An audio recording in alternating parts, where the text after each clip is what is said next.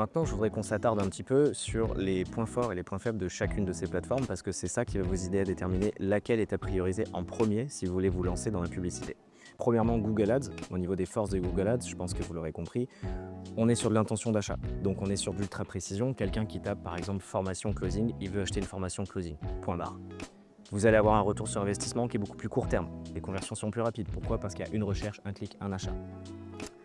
Vous allez pouvoir être en contrôle du message, vous savez exactement ce que les gens cherchent, donc vous allez pouvoir adapter votre contenu en fonction de ça.